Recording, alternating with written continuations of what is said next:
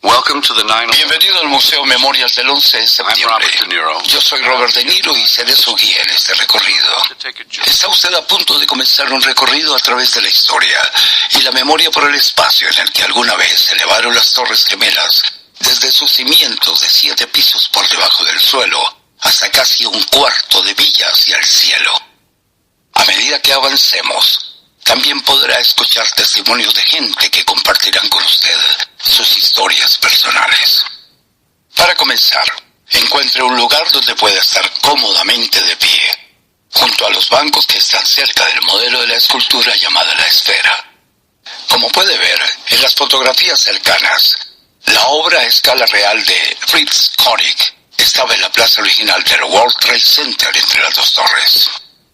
El World Trade Center fue construido con la idea de promover la paz a través del comercio mundial. El 11 de septiembre, esa aspiración a la paz mundial sufrió un ataque cuando terroristas secuestraron aviones comerciales, estrellando 2 de ellos contra las Torres Gemelas, seguidos de otro contra el Pentágono. Un cuarto avión secuestrado que se dirigía a la capital de nuestra nación se estrelló cerca del pueblo de Shanksville, Pensilvania, cuando los pasajeros y la tripulación se resistieron. Este museo conmemora a aquellos que murieron en los ataques del 11 de septiembre y también en el bombardeo al World Trade Center en febrero de 1993.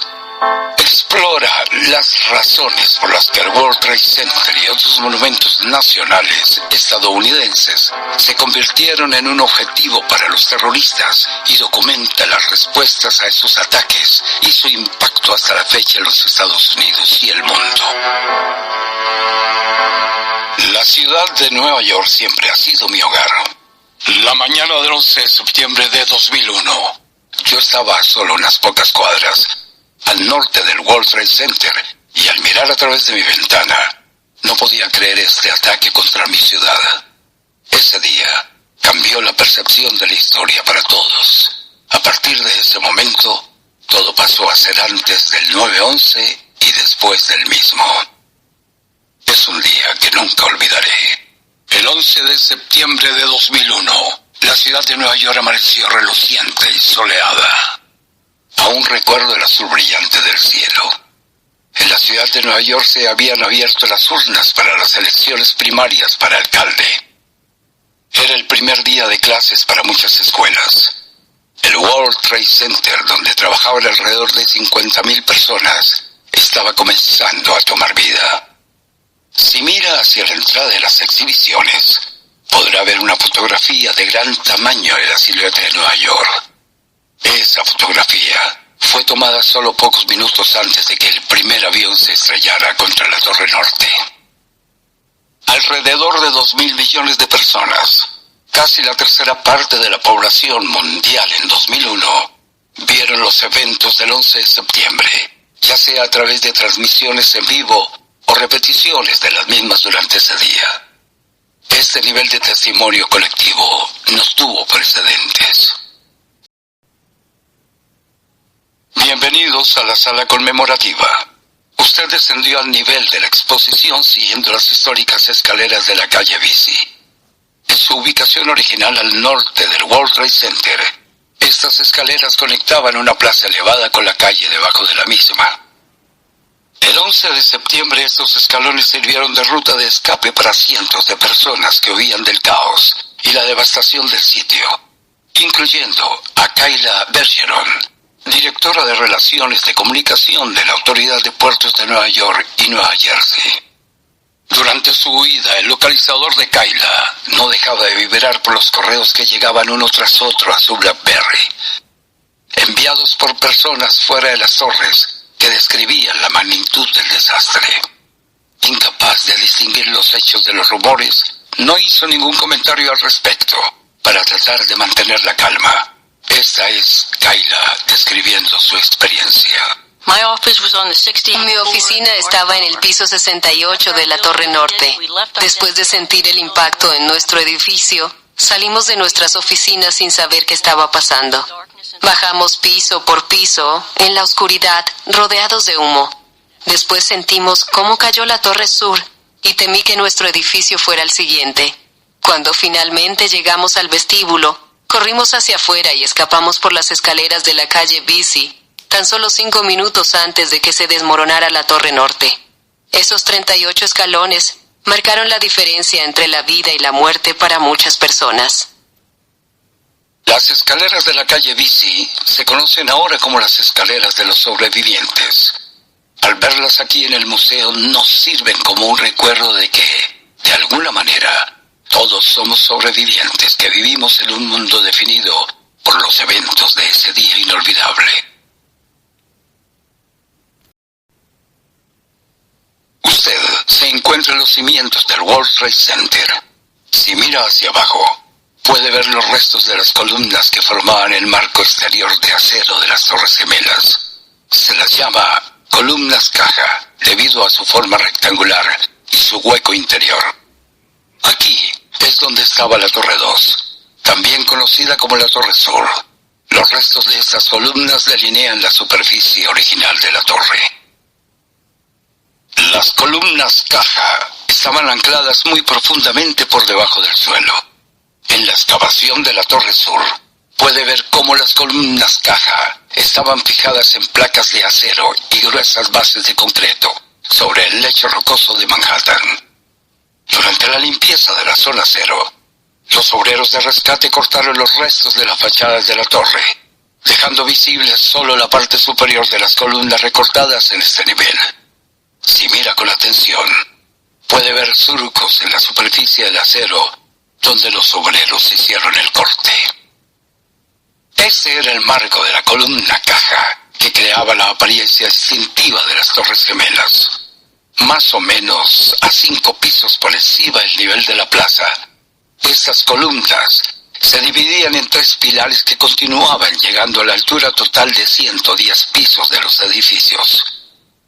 El punto en el que se separaban las columnas se veía como un tridente. Durante la limpieza, se preservaron algunas de estas columnas tridentes, y 2 de ellas actualmente están en el atrio del museo. El arquitecto Mark Wagner formó parte del equipo de recuperación asignado para identificar los componentes clave de la arquitectura del World Trade Center que fueran rescatados. Pensábamos que habían piezas que debían ser preservadas para el futuro, sin saber si su destino sería para un recordatorio, un museo o algo más. Había un centenar de personas en el sitio que me señalaban dónde podía encontrar algo. Finalmente rescatamos casi 2,000 artículos, pero eso fue solo una fracción de lo que había ahí apilado. Una vez se limpió el sitio, pudimos ver claramente las columnas caja y de pronto ver exactamente dónde habían estado las torres. Se pudo ver la relación entre ellas y su magnitud. Es fácil olvidar lo grande que eran esas torres. Ahora las columnas cajas son un elemento permanente en el museo y lo conectan con lo que alguna vez hubo aquí. Esta pieza de acero fue parte de la fachada norte del edificio que iba del piso 93 al piso 96 de la torre norte del World Trade Center. El vuelo 11 se estrelló contra esa torre a las 8:46 a.m., exactamente en el extremo superior de estas columnas. La fuerza de ese impacto hizo que las columnas se retorcieran y desgarraran, separándolas de otra pieza de acero que puede verse en el pasaje central. Tom Kaminsky, un reportero del tráfico para la WCBS Radio 880, fue testigo de los eventos de ese día y fue uno de los primeros en reportar el incidente desde su helicóptero. Escuchemos. Vimos una bola de fuego y puedo decirles que parece que algo se estrelló contra el World Trade Center. Está saliendo humo de la parte superior del World Trade Center. Puedo decirles que esto sucedió a unos 10 pisos por debajo del último piso de la torre. Tal vez un poco más, pero ahora parece que sale humo de un boquete en la fachada norte del World Trade Center. Dios mío, esto sucedió en solo minutos. Vimos lo que literalmente parecía ser una bola de fuego en la parte superior del World Trade Center. Parecería al menos desde esta perspectiva que algo se estrelló contra el World Trade Center y lo penetró. Aquí está Tom, nuevamente, reflexionando sobre ese día. Cuando estaba reportando el incidente, casi ni sabía lo que estaba pasando. Lo único que sabía era que tenía que enfocarme, hacer mi trabajo y reportar lo que estaba viendo. Pero recuerdo que parpadeaba mucho que no podía creer lo que estaba viendo. Y entonces, quizás unos 15 minutos después de que comencé a reportar lo que estaba pasando, mientras mirábamos al norte sobre la calle West, vi un destello brillante en la ventana posterior derecha del helicóptero. Era el segundo avión secuestrado, el vuelo 175. Se estrelló contra la torre sur entre los pisos 77 y 85. Hoy sabemos que debido a los impactos, la explosión del combustible de los aviones, el humo y los incendios, la mayoría de las personas de los pisos más altos quedaron atrapadas. Los que lograron escapar bajaron por escaleras llenas de gente. Estos eventos en Nueva York fueron solo el comienzo. A las 9:37 a.m., un tercer avión secuestrado, el vuelo 77, se estrelló contra el Pentágono cerca de Washington, D.C. Se estrelló contra el muro oeste, penetrando los 3 primeros niveles de este edificio tipo fortaleza. Un cuarto avión, el vuelo 93, fue también tomado por los secuestradores. Los pasajeros y la tripulación, tras llamadas por teléfono a la aerolínea y a sus familiares, se enteraron de lo que había sucedido en el World Trade Center. Temiendo que su avión fuera usado para atacar otro edificio importante, trataron de tomar control. En respuesta, los secuestradores estrellaron el avión cerca del pueblo de Shanksville, Pensilvania, matando a todos los que estaban a bordo. Hoy creemos que el objetivo de los secuestradores era estrellarlo contra el Capitolio de los Estados Unidos.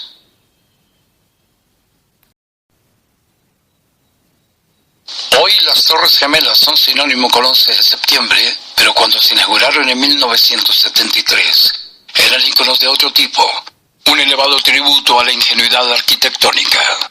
Con más de 1.360 pies, o sea, unos 415 metros, fueron durante un tiempo los edificios más altos del mundo.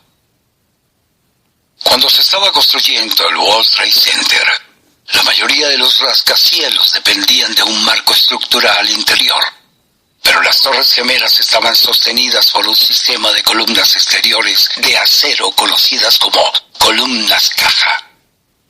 Aquí, en la excavación de la Torre Sur, puede ver la parte en que dichas columnas estaban ancladas en el lecho rocoso de Manhattan, sosteniendo este edificio de 110 pisos. Aunque la innovadora ingeniería de las Torres Gemelas fue ampliamente reconocida, los edificios en sí enfrentaron cierta controversia. Muchas personas los criticaron mientras que otros los celebraron como símbolos de la irreprimible vitalidad de la ciudad de Nueva York. De cualquier manera, llegaron a definir la silueta de Manhattan. Una de las personas más involucradas en la construcción del World Trade Center fue el constructor John Tishman. Su hijo, Dan, quien ayudó a dirigir la reconstrucción del sitio después del 11 de septiembre, recuerda el proyecto que su padre ayudó a materializar. Durante mi adolescencia, yo visité el sitio con mi papá después de que fue excavado. Dentro de ese gran espacio se podían ver los trenes PAD, que conectaban al Bajo Manhattan con Nueva Jersey, como si estuvieran suspendidos en el aire. La gente dependía de los trenes, así que estos no podían dejar de operar. Los edificios fueron construidos alrededor de ellos. A veces veníamos a Manhattan los fines de semana y en un momento dado comenzábamos a ver estos edificios increíbles sobresaliendo por encima del resto a medida que el auto se acercaba. Las Torres Gemelas pasaron a ser tan reconocidas que se convirtieron en el faro en el Bajo Manhattan. Después del 11 de septiembre, todos los restos, incluyendo el acero de las torres originales, tuvieron que ser removidas ya que era importante que los trenes PAD volvieran a operar. A mi papá y a mí nos pidieron que trabajemos en la reconstrucción del World Trade Center. Al remover los escombros se pudo ver que algunos de los restos de los edificios seguían intactos, como el muro de lechada y estas columnas caja. Siempre fuimos muy conscientes de lo que este lugar significaba, no solo para los neoyorquinos, sino para todo el mundo. Todos los rascacielos comienzan con un cimiento firme en el lecho rocoso. Construir los enormes edificios que hicieron que la silueta de nuestra ciudad fuera la mejor del mundo es mi manera de honrar la ciudad de Nueva York.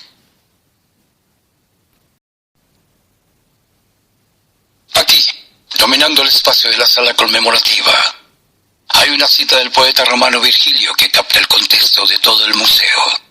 Sugiriendo el potencial transformativo del recuerdo, cada letra otra fue forjada usando restos de acero del World Trade Center por el herrero Tom Joyce.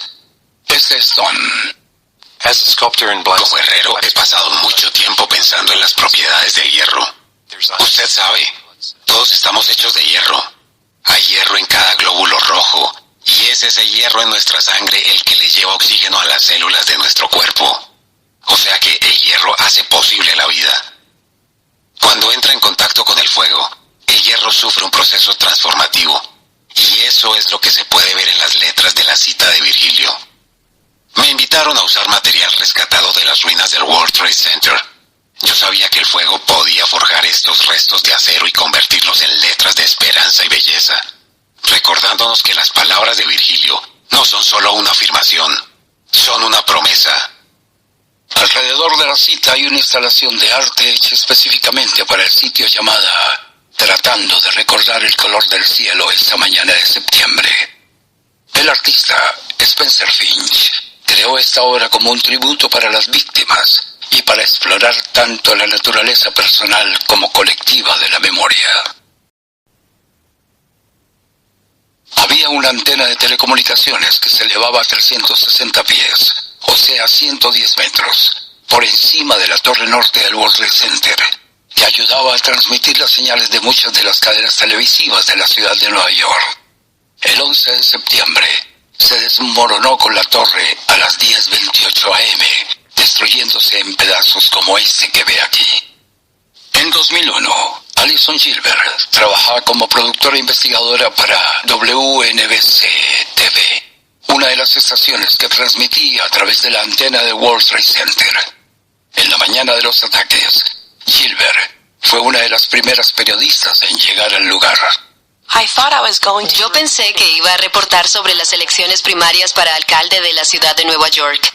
Cuando escuché sobre el avión que se estrelló, llamé a la sala de edición y me dijeron que me dirigiera al World Trade Center. Nunca pensé que mi vida estaría en peligro. Como tenía mi tarjeta de prensa, me permitieron acercarme al sitio.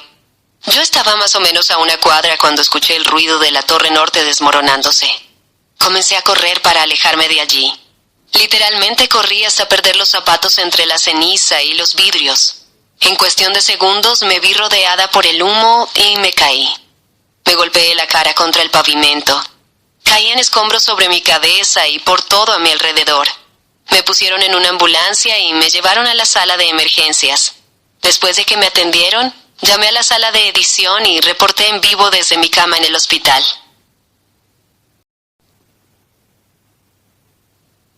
El 11 de septiembre, los bomberos de la estación número 3, Ladder Company 3, del Departamento de Bomberos de Nueva York estacionaron su camión cerca del World Trade Center y se metieron en las torres. Luego, cuando la torre norte se desmoronó, la parte delantera del camión fue aplastada por los escombros que caían. La misión primordial del Departamento de Bomberos es sacar a la gente del peligro. Esa mañana, la Ladder Company 3 fue parte de la respuesta de emergencia más grande en la historia de la ciudad de Nueva York. Participaron miles de bomberos, policías y demás personal de emergencias.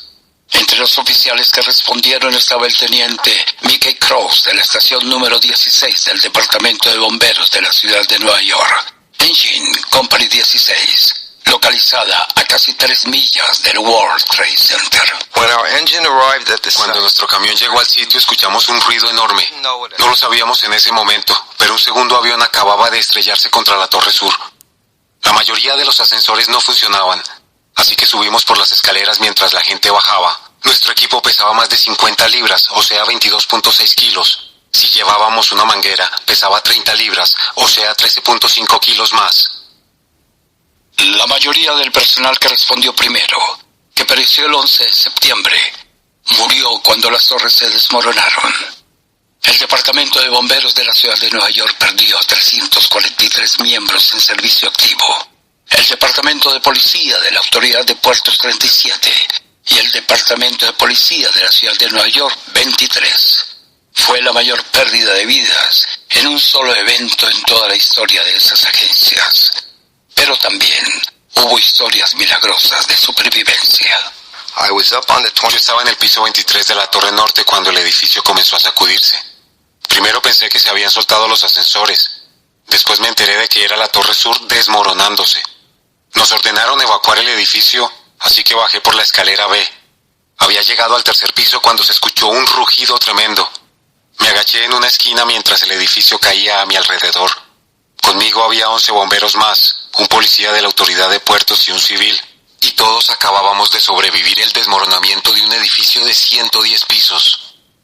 Mientras los esfuerzos de rescate continuaban en la ciudad de Nueva York, los oficiales de respuesta de múltiples agencias también trabajaban juntos en el Pentágono y en Pensilvania para recuperar los restos de los fallecidos, apagar incendios y recolectar evidencia para que pudieran comenzar las investigaciones. Si tiene tiempo de visitar la exposición histórica, podrá aprender más acerca de los eventos del 11 de septiembre, la historia que precedió a los ataques y lo que sucedió después. Mire hacia arriba y verá una pieza de acero suspendida en la pared. Esta una vez se extendía desde el piso 96 hasta el 99 de la Torre Norte. Cuando el vuelo 11 se estrelló contra ese edificio, las columnas fueron empujadas hacia adentro. Este resto, originalmente, estaba conectado con la pieza de acero ubicada al final del Paseo del Tributo en la excavación de la Torre Sur. En ambas torres, los fragmentos de los aviones despedazaron el material a prueba de incendios del acero que sostenía el edificio. Cuando el combustible de los aviones comenzó a quemarse y la temperatura a ascender, el acero sin protección comenzó a ablandarse. Los pisos cedieron. La Torre Sur se desmoronó a las 9:59 a.m. y la Torre Norte 29 minutos más tarde. Scott Strauss, de la unidad del Servicio de Emergencia del Departamento de Policía de la ciudad de Nueva York, llegó justo después de que la Torre Norte se desmoronara. Alrededor de las 8 de la noche nos enteramos que 2 policías de la Autoridad de Puertos habían quedado atrapados en los restos desde que la primera torre se había derribado esa mañana. Para llegar a ellos tuvimos que atravesar restos ardientes y vigas de acero retorcidos hacia una persona que agitaba una linterna. Nos escabullimos por aperturas tan pequeñas que nos tuvimos que quitar todo el equipo para poder pasar. Hacía un calor increíble y estaba lleno de humo. El oficial Will Jimeno y el sargento John McLaughlin estaban enterrados tan profundamente y sus lesiones eran tan graves que teníamos miedo de que no sobrevivieran al rescate. Apenas había espacio para una persona, así que tuvimos que turnarnos para poder sacarlos. Tuvimos que usar nuestras manos desnudas para excavar y apartar los escombros. El calor era insoportable. Podíamos escuchar los gritos de los bomberos que estaban por encima de nosotros ordenándonos que saliéramos. Rehusamos rendirnos y decidimos quedarnos sin importarnos las consecuencias. Estábamos dispuestos a dar nuestra vida. De ninguna manera íbamos a abandonarlos y tampoco nos íbamos a abandonar el uno al otro. ¿Y si queríamos irnos? Por supuesto que sí. Pero de ninguna manera ninguno de nosotros se iba a ir a su casa a abrazar a nuestros hijos y mirarse en el espejo sabiendo que habíamos dejado morir a estos 2 hombres padres como nosotros. Finalmente pudimos sacar a Will alrededor de las 11 de la noche. Al otro equipo de rescate le tomó 8 horas para poder sacar a John. La última persona encontrada viva en el World Trade Center fue rescatada a las 12:30 p.m. el 12 de septiembre. Pero la recuperación continuó durante 9 meses, buscando y recuperando los restos de los fallecidos y limpiando aproximadamente 1.8 millones de toneladas de escombros del sitio.